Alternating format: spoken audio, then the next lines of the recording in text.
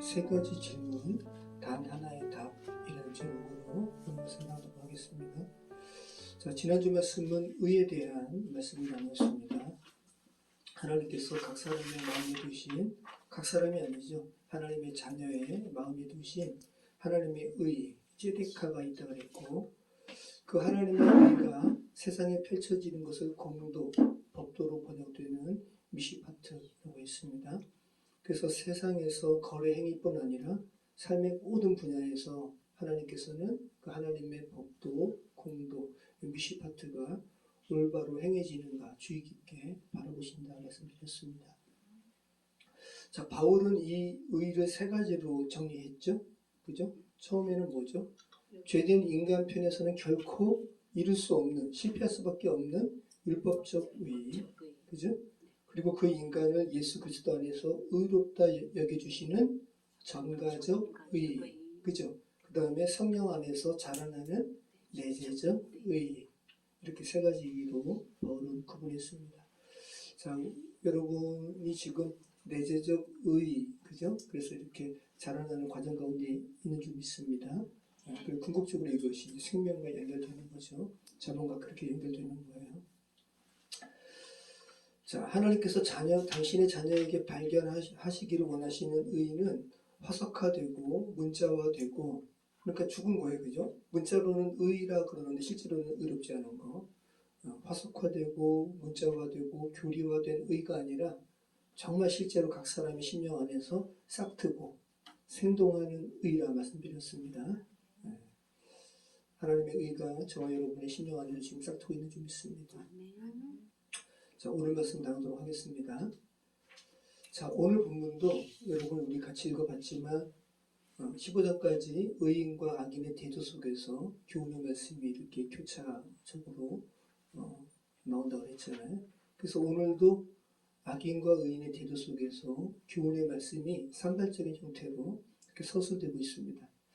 하지만 크게 보면 그 안에 길, 진리, 생명이라는 이 세 가지 키워드로 구분할 수 있어요. 잠언 12장에서 길을 의미하는 데레크라는 히브리어 단어가 총 3번 나옵니다. 자, 15절, 26절, 28절 이렇게 나옵니다. 화면을 보시겠어요? 자, 미련한 자는 자기 행위를 바른 줄로 여기나 지혜로운 자는 공부를 듣느니라. 이 행위로 번역된 말이 데레크의 길이에요. 자, 26절 같이 읽겠습니다.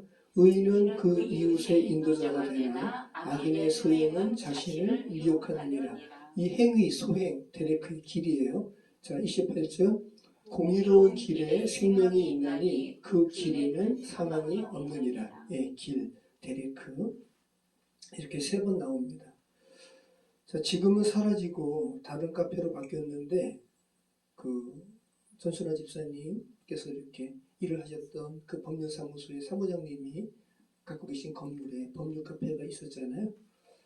그래서 서울대공원 쪽으로 가다 보면 법률 카페 있었고 그 법률 카페를 안내하는 그 간판에 문구가 있었어요. 제가 이렇게 주보에는 잠시 기억이 가물가물해서 뭐라 썼냐 하면 길에서 잡을 찾다라는 뉘앙스라고 했는데 가만 생각하니까 그게 아니었어요. 길에서 길을 묻다. 그죠? 네. 와, 참 의미 있잖아요. 솔밭공원으로 가는 길에서 법률 카페니까 자연스럽게 삶의 여러 가지 법률적인 문제를 질문할 수 있는 그 카페인 거예요. 그럼 거기서 말하는 길을 묻는 것은 그 물리적인 길이 아니죠. 네. 삶의 여정 가운데 있었던 그 길. 그죠? 참 그 법률 카페의 정체성을 잘 드러내는 문구인 것 같아요. 집사님께서 이렇게 혹시 쓰신 거 아니에요? 길에서 길을 묻다. 와, 의미 있죠? 자, 길이라는 것은 결국 목적지로 안내하는 건데, 그죠? 우리가 길을 잘 모를 때는 내가 가는 길이 맞나? 저 길이 맞는 건 아닌가? 라는 불안감이 드는 것이 우리 인생이에요. 그죠? 학생들도 내가 가는 이 진로가 맞나? 근데 우리나라가 아니라 참 어떻게 보면 우리 인생이 그래서 되게 무서운 것 같아요. 시간은 되돌릴 수 없고 굉장히 중요한 인생의 큰 줄기를 선택하는 것이 대학 입시의 그거 한 번이라는 것이 굉장히 무서운 것 같고 그래서 더 기도하고 그것을 결정해야 되는 것 같아요. 자, 그래서 우리의 삶의 방향이 왜 이렇게 꼬여서 내가 법률 자문을 받아야 하는 상황이 온 걸까 하는 것은 결국 삶의 여정에 대한 문제잖아요. 그래서 이 길 데레크가 삶의 여정이라는 의미도 있고, 그 삶의 여정은 결국은 자기 자신의 소행, 행위로 말미암은 것이 많죠. 그래서 행동, 소행, 다 이 데레크를 그렇게 번역하고 있어요. 자, 오늘 본문에 행위, 소행 등으로 번역됐죠. 자, 잠언 말씀이 10장부터 15장까지 의인과 악인의 대조로 이루어진 교훈집이니까 이러한 악인의 소행, 또 악인의 행동과 또 그 악인의 선택과 그 결과에 대한 말씀이 계속해서 이렇게 반복해서 나오는 겁니다. 1절에 징계를 싫어하는 행위, 제가 이렇게 읽어드릴게요. 자, 2절에 악을 꾀하는 행위, 이게 다 인간의 그 삶의 여정 가운데 있었던 그런 소행으로 말미암은 거예요. 데레크의 결과죠. 4절에 남편을 욕보이는 여인의 행위, 이게 다 삶의 여정입니다. 5절에 악을 도모하는 행위, 10절에 가축을 잔인하게 대하는 행위, 이것도 이렇게 잠언 말씀이 쓰고 있습니다. 11절에 방탕한 것을 따르는 행위, 모두 인생의 여정, 데레크를 결정짓는 거예요. 자, 잠언 12장에 길이 있다고요. 길이. 두 번째는 또 뭐가 있다고 그랬죠? 키워드? 진리. 네. 잠언 12장의 두 번째 중요한 키워드는 진리예요.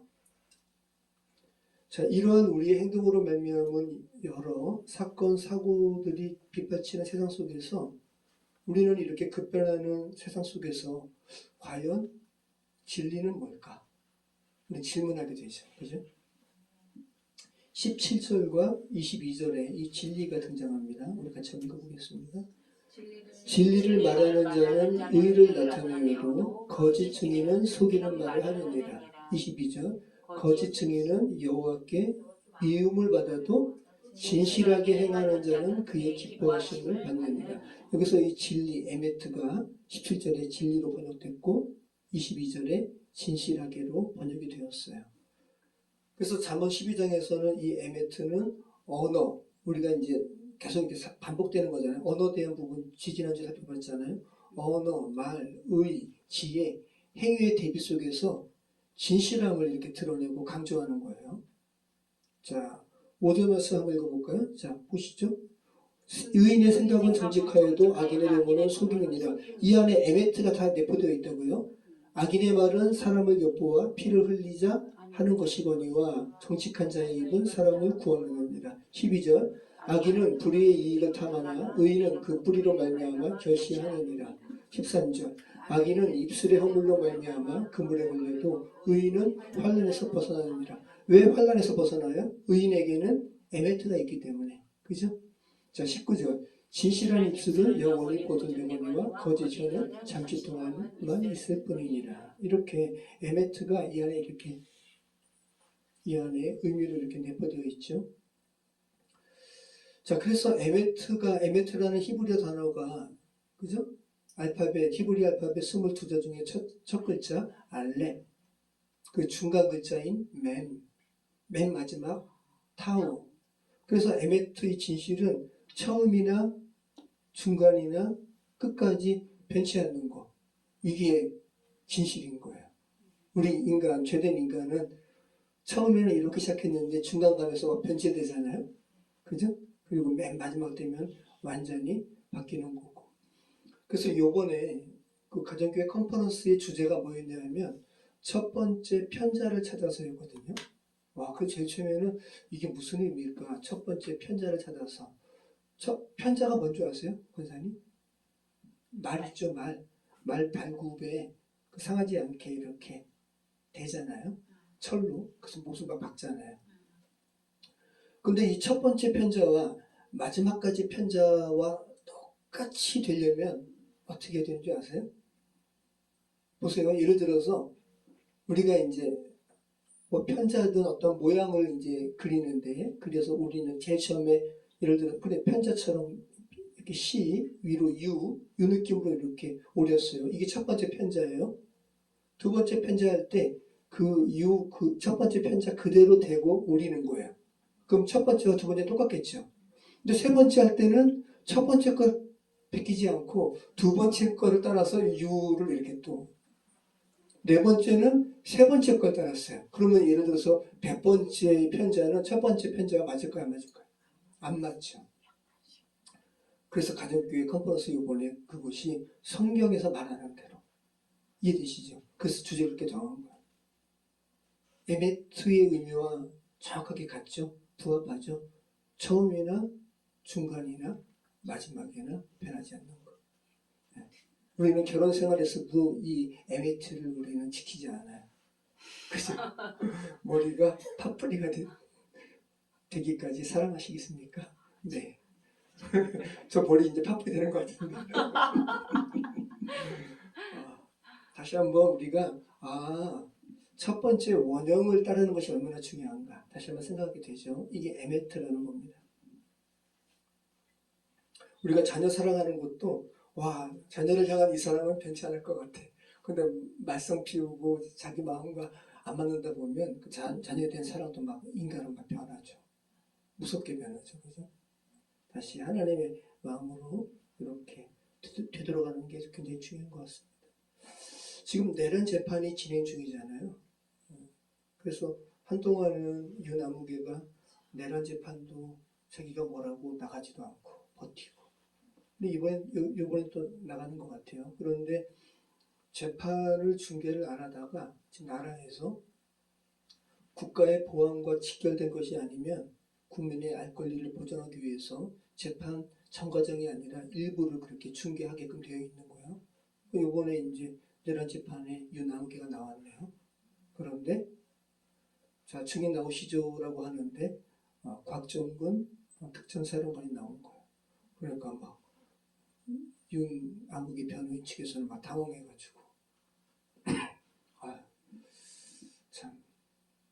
그런데 너무 마음이 아픈 게 곽정근 특전사령관은 물론 윤아무개가 그 권력 잡았을 때 이제 특전사령관으로 임명시킨 것이긴 하지만 이미 그 정도까지 오를 정도로 군인으로서 성공한 인생 아니에요? 그죠?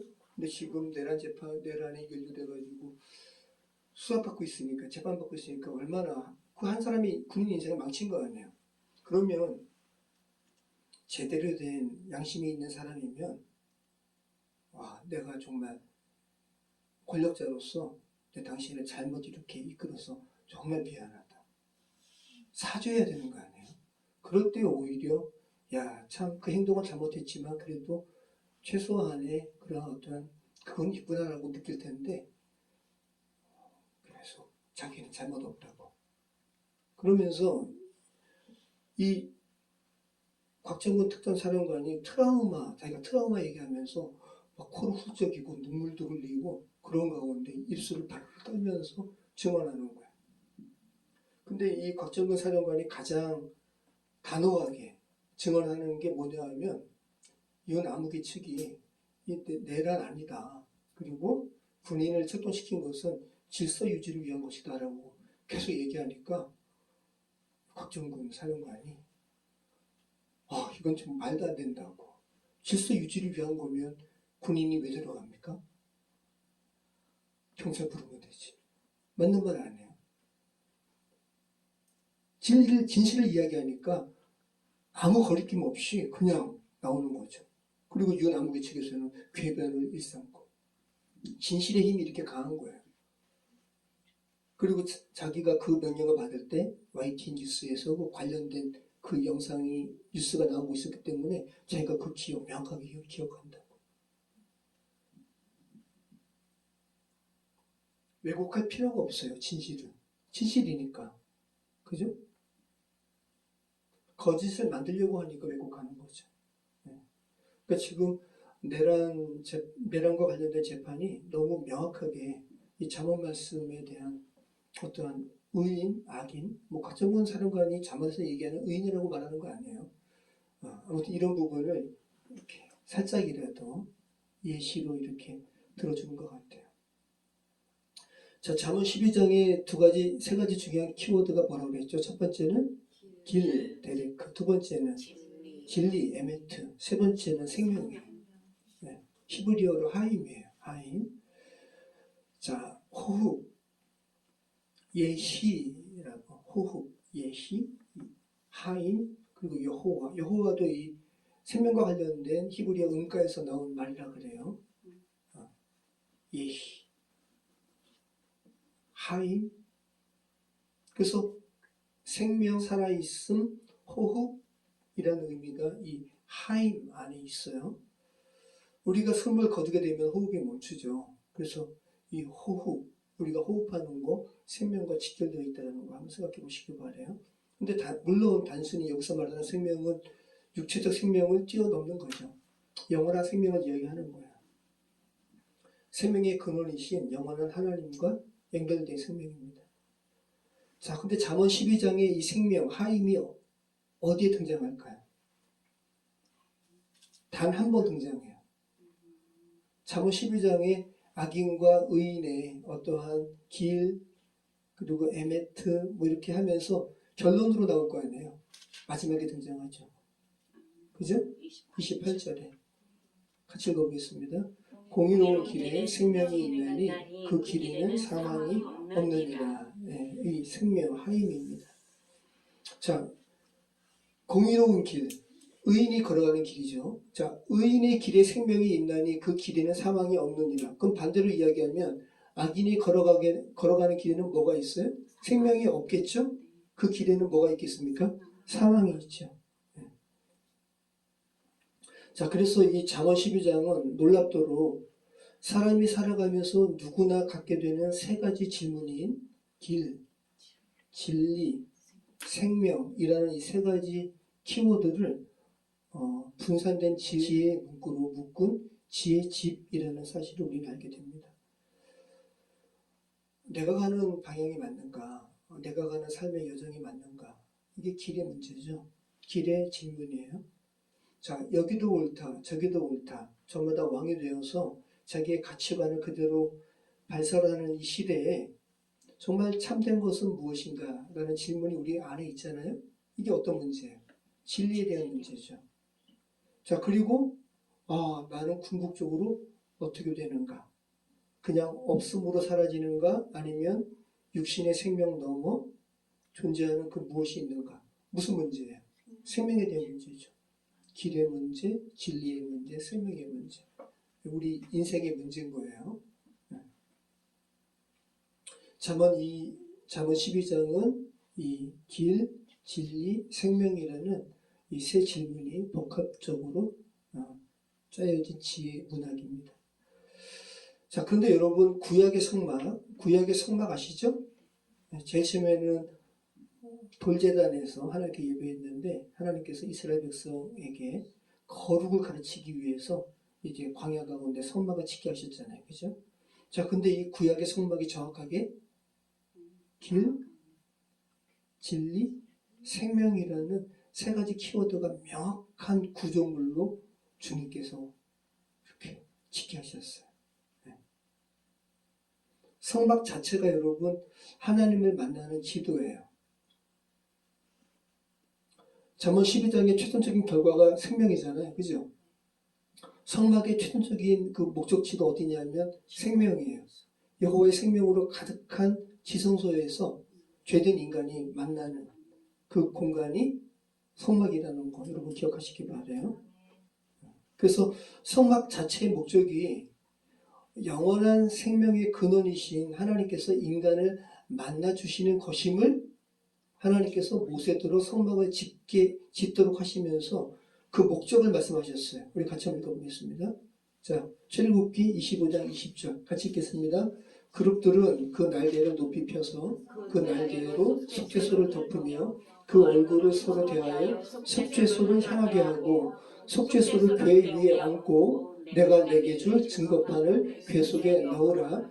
거기서 내가 너와 만나고 속죄소 위 곧 증거궤 위에 있는 두 그룹 사이에서 내가 이스라엘 자손을 위하여 내게 명령할 모든 일을 내게 이루리라.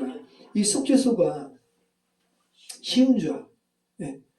지성소 안에 있는 성막 안에 있는 성소, 또 성소 속에서 휘장 너머에 있는 지성소에 언약궤를 덮고 있는 뚜껑이 속죄소예요. 이 안에 아론의 쌍난 지팡이, 그죠? 그 다음에 율법판, 만나 항아리가 이 언약궤 안에 있죠. 근데 이 언약궤 안에 이 세 가지를 넣고 덮은 뚜껑에 두 그룹을 날개를 이렇게 펴서, 이 그룹이라는 것은 하나님의 천사예요. 날개를 쭉 핀 상태에서 속죄소 사이를 이렇게 바라보게 짓게 했단 말이죠. 그리고 그 위에 인간을 속죄하는 제물의 피가 떨어져요. 그러니까 속죄소는 정확하게 인간의 죄로 인해서 하나님께 나아가지 못하는 인간을 하나님과 만남을 허락하는 이 과정이 어떻게 이루어지는지를, 속죄의 피가 떨어지는 그 광경을 두 그룹이 바라보는 그 장면으로 지으셨단 말이에요. 이것을 속죄소라고 그러고, 이 속죄소에서 하나님께서 뭐라 그러세요? 거기서 내가 너와 만나고. 네. 그래서 이것을 다른 말로 뭐라 그런다고요? 쉬운 좌라 그래요. 하나님의 은혜가 베풀어지는 자리. 이게 속죄소예요. 자, 이 성막은 인간이 하나님과 만나는 길을 도식화해서 그려준 지도인 거예요. 보시죠, 한번. 자, 제일 처음에 이게 동문입니다. 성막의 문은 동문밖에 없어요. 여러 개가 있는 게 아니야. 하나님께 가는 문은 예수님밖에 없어요. 여기도 있다 저기도 있다 아니에요. 동문으로 들어가서 번제단에서 아무 죄가 없는 동물이 자기의 죄를 대신해서 여기서 각이 띄어지고 불태움을 당하죠. 그 다음에 물두멍에서 깨끗하게 씻고요. 그 다음에 성소로 들어가요. 금등대가 있고 여기는 여러 가지 가죽으로 가득 덮여있기 때문에 물리적인 빛이 아니면 여기는 어두워요. 그래서 등대가 있고 하나님의 말씀을 먹는 거죠. 먹는 걸 의미하죠. 떡상이 있고 분향단, 기도예요. 성령 안에서 하나님과 교제 올리는 분향단이 있고, 그 다음에 휘장이 있어요. 휘장을 넘어서 들어가면 언약궤가 있고, 언약궤 뚜껑이 뭐라고요? 속죄소라고요. 속죄소. 그래서 이 지성소는 정확하게 모든 부분들이 다 처리됐잖아요. 그래서 지성소는 정사각형. 근데 성막 전체는 죄가 처리되고 거룩게 되는 과정이 있기 때문에 직사각형의 모습이지만 이 지성소만큼은 정사각형이라는 거. 우리가 요한계시록을 나누면서도 많이 봤습니다. 근데 가만 보시면 보시죠. 자, 이 문은, 성막의 문은, 성막 자체가 하나님께로 가는 지도잖아요. 길이에요, 길. 그죠? 데레크예요. 그 다음에 진리. 등잔대는 빛을 상징하죠. 등잔대의 빛이 아니면 성소는 어두워요. 그러니까 이 빛은 뭐예요? 진리를 보는 눈을 의미하죠. 그죠? 뭐예요? 진리를 먹는 삶을 의미하고, 분향단은 진리와 교제하는 거예요. 성령 안에서 진리를 이렇게 누리는 거예요. 하나님께 기도하는 거죠. 자, 그래서 정확하게 이 성소는 진리, 에메트를 드러내요. 그죠? 그리고 성소와 지성소 사이의 휘장을 건너서 지성소로 들어가면 하나님의 생명으로 가득한 곳이에요. 그래서 여기는 물리적인 빛이 필요 없어요.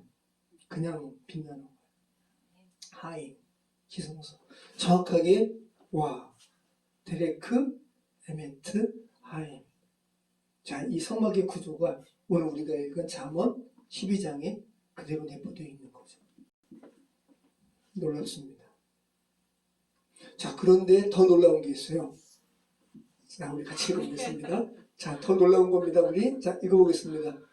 예수께서 이르시되 내가 곧 길이요 진리요 생명이니 나로 말미암지 않고는 아버지께로 올 자가 없느니라. 자, 우리 잠언 말씀도 놀랍고, 그죠? 성막도 놀라운데 더 놀라운 거예요. 예수님께서 내가 곧 길이요 진리요 생명이니 나로 말미암지 않고는 아버지께로 올 자가 없느니라. 요한복음 14장 6절. 그럼 다른 말로 하면 뭐예요? 내가 곧 성막이다 라는 거 아니에요? 그죠? 네. 자, 그러면 여러분, 예수님의 이 말씀이 어떤 거예요? 예수님께서 내가 길이 뭔지 알려줄게, 내가 진리가 뭔지 알려줄게, 내가 생명이 무엇인지 내가 친절하게 알려줄게 라고 이렇게 설명해 주시면 우리가 주입식으로 교육받았잖아요. 이게 더 좋은 것 같아요. 그죠? 내가 이렇게 설명해 줄게 라고 하는 게 더 편해요. 그런데 당신 스스로가 내가 길에 대해서 알려줄게가 아니고 내가 길이다. 내가 진리에 대해서 너한테 친절하게 설명해 줄게가 아니고 내가 진리다. 내가 생명에 대해서 너한테 알려줄게가 아니고 내가 생명이다. 라고 이 예수님의 이 말씀이 의미하는 바가 뭐예요? 당신 스스로가 길이고 진리고 생명이라고 하시는 것은 그 말씀을 듣는 우리더러 뭐 어떻게 하라는 거예요? 그죠? 제가 드리는 이 질문이 저도 지금 목사가 되고 지금 이제 시은 4시 된 지금 이 요한복음 14장 6절을 말씀을 준비하면서 처음 제가 알았어요. 이 의미를. 와, 이거는 뭐냐면 제가 드리는 이 질문 자체가 요한복음 14장 6절의 말씀을 정확하게 꿰뚫는 질문인 거예요. 이 핵심을 제가 지금 질문의 형태로 말씀드리는 거예요. 예수님은 길과 진리와 생명이 뭔지를 설명하는 선생님으로 오신 게 아니에요. 길과 진리와 생명 그 자체로 오신 거예요. 그래서 그 말은 예수님은 우리로 하여금 길이 뭔지 생명이 뭔지 진리가 뭔지를 지식으로 알기를 바라지 않으세요. 네. 그냥 누리기를 원하세요.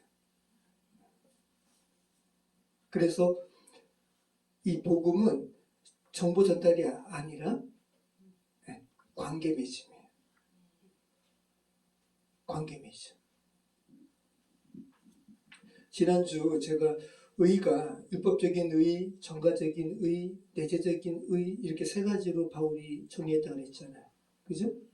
그런데 궁극적으로는 예레미야 말씀처럼 그날에는 이웃이 누구더러 하나님을 알라 하지 않을 것이다. 그 안에 하나님의 의가 이미 내재되어 있어서 누리는 거 아니에요? 그 누림에 대한 부분을 이야기하는 거죠. 그래서 누구더러 예수님을 알라 하지 않아도 되는 그 상태로 당신의 자녀를 초청하는 것이 예수님의 이 선포예요. 내가 길이다, 내가 진리다, 내가 생명이다. 나로 말미암지 않고는 아버지께로 올 자가 없다. 자, 그러면 예수님께서 길을 설명하지 않고 내가 길이다 라고 말씀하시는 의미는 뭐예요? 우리가 주입식으로 우리가 교육받은 우리들은 이렇게 생각하죠. 하나님, 예수님, 길이 뭔지 알려주세요. 진리가 뭔지 알려주세요. 생명이 뭔지 알려주세요. 그렇게 배운 다음에 그러면 제가 그 길 잘 찾아갈게요. 따라갈게요. 그죠? 이런 생각을 가지고 있단 말이죠. 그러니까 우리가 예수님과 인격적인 관계가 안 이루어지는 거예요. 우리는 못 쫓아가요. 우리가 예수님의 길을 어떻게 쫓아가요? 그죠? 야, 내가 그 길을 잘 걸어가면 되겠지. 예수님께서 설명하신 진리를 내가 잘 이해하면 되겠지. 어떻게 이해해요? 이해 못해요, 우리는. 내가 생명의 지식을 주께서 알려주시면 그 지식 잘 내가 잘 그거 따라가지고 육신의 생명의 연장을 내가 이루어야지. 그 생명이 아니거든요. 예수님께서는 관련된 지식을 주신 것이 아니라 예수님 자신을 우리에게 주신 거예요. 그러면 예수님께서 길을 설명하시는 분이 아니고 길 자체시라면 우리 입장에서는 어떻게 하면 돼요? 배운 대로 실행하는 것이 아니라 그냥 그분 안에서 동행하면 돼요. 그죠? 진리를 이해하는 것이 아니라, 그죠? 진리이신 예수님 옆에 그냥 있으면 돼요. 생명을 소진하는 것이 아니라 그냥 영원한 생명을 예수님 옆에서 누리면 돼요. 이게 예수님께서 내가 길이다, 내가 진리다, 내가 생명이다 말씀하신 거예요. 너희가 찾아다닐 길이 따로 있는 것이 아니고 너희가 배우고 외울 진리가 따로 있는 것이 아니고 너희가 얻어야 될 생명이 따로 있는 것이 아니다. 내가 길이고 진리고 생명이다. 라는 거예요. 그러니까 기독교는 길을 배워서 걷는 종교가 아니라는 거예요. 길이신 그분과 함께 걷는 종교예요. 종교란 말도 인간이 만든 거죠. 그냥 그분과 함께 걷는 관계예요. 그래서 요한복음에서 반복되어서 나오는 동사가 뭐냐 하면 믿어라, 내게로 오라, 내 안에 뭐하라? 거하라. 그럼 이 세 가지가 다 뭐예요? 지식 관련된 동사예요? 아니면 관계예요? 관계죠. 근데 우리는 이런 게 잘 안 돼요. 하나님과 관계 맺음이 어려워요. 그냥 아까 말씀드린 것처럼 그냥 설명해 주시고 설명을 제가 이해하려고 하면 더 편해요. 왜 그러냐 하면 우리 인간이 하나님과의 관계가 깨어져 가지고 특별히 가정이 깨어진 가정에서 자란 사람들은 이 관계가 안 돼요. 누가 막 다가오려고 그래? 딱 단절.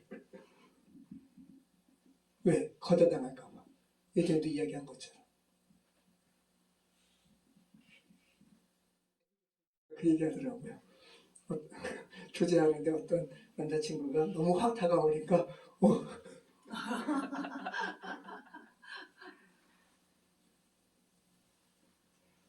그래서 가족 간의 인격적인 관계성이 흐트러진 가정에서 생활한 사람들은 이렇게 관계로 설명하시는 하나님에 대한 스스로의 이러한 자기 설명이 이해가 안 되는 거예요. 그래서 하나님을 이렇게 믿지 못하고 믿는 것도 아니지. 믿는 게 아니라 이렇게 관계에 있지 못하고 기복신앙처럼. 그죠?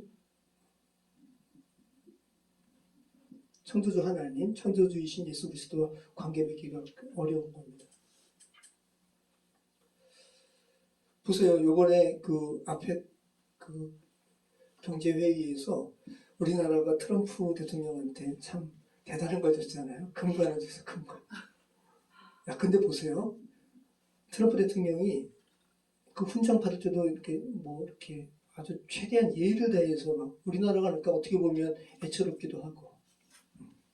이재명 대통령이 참 그 미국 가서는 반면록을 이렇게 쓰는데 트럼프 대통령이 의자를 빼줬잖아요. 이재명 대통령이 일부러 앉지를 않은 거예요. 이재명 대통령이 앉아서 방문을 쓴 게 아니라 엉거주춤 서거줬었거든요. 근데 이게 인도 총리랑 몇몇 그 외국 정상들은 앉았대요. 근데 앉으면 트럼프가 의자를 빼주면서 상대방이 앉아서 하면 트럼프가 좀 이렇게 하인과 같은 그런 그림이 그려지기 때문에 트럼프 입장에서는 싫다라는 거죠. 근데 우리나라가 만약에 미국과 같은 강대국이면 앉아서 쓰죠. 반면로. 근데 이재명 대통령이 정말 우리나라를 위해서 서서. 이번에는 반대로 왔잖아요. 이재명 대통령 옆에 있고 트럼프는 앉아서. 자, 근데 이제 트럼프한테 우리가 안 그러면 경제 그거 너무 힘드니까 우리나라가 최선을 다해서 한 건데 그래서 금관을 선물해 줬잖아요. 엄밀히 얘기하면 미국에서는 노킹 이렇게 이런 시위도 벌어지는 차원에서 한국에서 그 계엄도 막 그렇게 국민의힘으로 막는 그 나라가 트럼프한테 또 금관을 선물하니까 얼마나 좀 그래요. 그런데 이게 하여튼간 한국의 이 상황이죠, 상황. 근데 결과론적으로는 잘한 거예요. 누가 더 그걸 썼더라고요. 금관은 미래를 위한 게 아니라 지금 이렇게 해서 우리 국익을 취해야 된다고 이야기하는 건데 근데 아무튼 제가 그 얘기가 아니라 만약에 이재명 대통령이 트럼프한테 금관을 주지 않고 금관에 대해서 설명을 했다 그러면 트럼프가 좋아했을까요? 실제로 줬어요. 그리고 이게 가치가 실제로도 물론 전금이 아니라 도금한 거지만 그래도 억이 넘는 거예요. 그러니까 누가 댓글 다는 거예요. 내가 트럼프가 혼자 있을 때 뭔가를 썼다에 한 표. 네. 이해되시죠?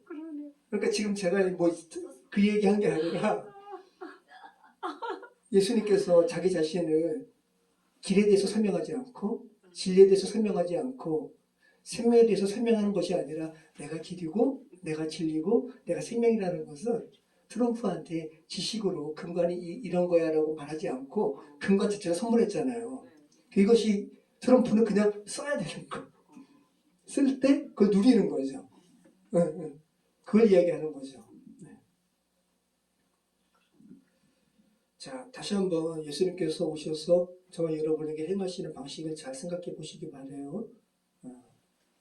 예수님께서는 당신에 대해서 공부하라고 오신 것이 아니라 당신과 함께 살라고 오셨다는 거 기억하시기 바라요. 여러분, 교회 존재의 목적이 뭐예요? 교회 존재의 목적. 복음 전하면서. 복음 전한다는 소리는 영혼을 구원해서 뭐죠? 제자 삼는 거죠. 근데 여러분, 우리가 제자 삼는, 이게 성경의 교회의 존재 목적, 모토가 영혼 구원하여 제자 삼는 것이라고 하니까 뭔가 이렇게 딱딱해 보이잖아요. 그죠? 그죠? 그러면 예수님께서 제자 삼는 것과 관련해서 뭐라고 이야기하셨나 한번 보시기 바라요. 한번 이거 읽어보시죠. 그러므로 예수께서 자기를 믿은 유대인들에게 이르시되 너희가 내 말에 거하면 참으로 내 제자가 되고. 네. 제자가 특별한 게 아니에요. 예수님의 말씀 곁에 있으면 제자래요. 거꾸로 우리는 이게 제자 훈련도 한다고 하고 성경 공부한다고 하니까 이 말을 우리가 거꾸로 생각해가지고 너희 안에 내 말이 거하면 내 제자가 되고 라고 생각을 할 법도 한데 그렇지 않아요. 우리가 성경 공부해가지고 주의 말씀이 우리 안에 이렇게 주입되고 내가 간직하면 제자가 되는 게 아니라 그냥 우리가 예수님 말씀 옆에 거하면, 이 거한다는 거는 머무른다는 거거든요. 그래서 머물면 제자가 된다는 거예요. 이게 교회 존재 목적이에요. 창조주신 예수님이 누구신지 모르고 그런 이들에게 야 제자 되는 게 특별한 게 아니야. 예수님 말씀 옆에 머무는 거야. 창조주이신 그분 곁에 머무는 게 제자야. 라는 거. 얼마나 간단하고 쉬워요. 이게 교회 존재 목적이라는 거. 여러분 말씀 정리하겠습니다. 세상에 많은 종교가 길을 이야기하고 진리를 말하고 생명을 논해요. 그죠? 그러니까 비슷한 것 같아요. 기독교, 힌두교, 불교 다 똑같은 거 아니에요? 너희가 말하는 진리 여기서도 이야기하는데 저기서도 이야기하는데 그죠? 그런데 뭐에 대해서 말하지 않고 내가 길 자체다, 내가 생명 자체다, 내가 진리 자체다라고 말하는 것은 기독교밖에 없어요. 예수님밖에 없어요. 기독교라는 말은 인간이 만든 종교라는 단어고 창조주 하나님이시기 때문에 그 말을 할 수 있는 거예요. 비슷한 개념을 추구하는 것과 바로 그 개념 자체와는 인것과는 큰 차이인 거예요. 천지 차이인 거죠. 지금 하나님께서 저와 여러분의 모든 결핍과 한계를 아십니다. 왜? 하나님은 창조주시니까. 그죠? 여러분을 지으신 분이시니까. 그 하나님께서 저와 여러분과 인격적인 관계를 맺기를 원하세요. 그죠? 그래서 저와 여러분도 그래요. 저도 요즘에 그래서 계속 이 말씀 준비하면서 그래요. 예수님과 인격적인 관계를 좀 맺기를 원합니다. 좀 이렇게 딱딱한 말고. 저도 이게 저도 잘 안 되는 거예요. 왜? 육신의 아버지와 그 관계를 맺어보질 않았으니까. 그래서 우리 아이들한테 제가 막 인격적으로 이렇게 친근하게 하려고 하면 이제 얘네들은 커가지고 도망가네요. 징그럽다고 그러고. 근데 얘들아 받아줘야 돼.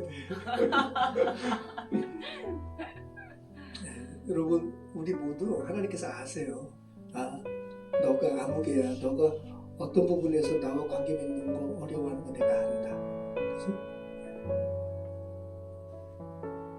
그냥 내 안에 거하라. 그냥 나와 함께 걷자. 진리를 배우는 것이 아니라 그냥 진리의 내 옆에 그냥 있어라. 소진되는 육신에 대해서 걱정하지 말고 영원한 생명 자체인 내 곁에 그냥 있어라. 길을 찾지 말고 나와 함께 그냥 걷자 라고 말씀하시는 이 예수님의 초청에 반응하시는 저와 여러분의 삶이 되었으면 좋겠습니다. 기도하겠습니다.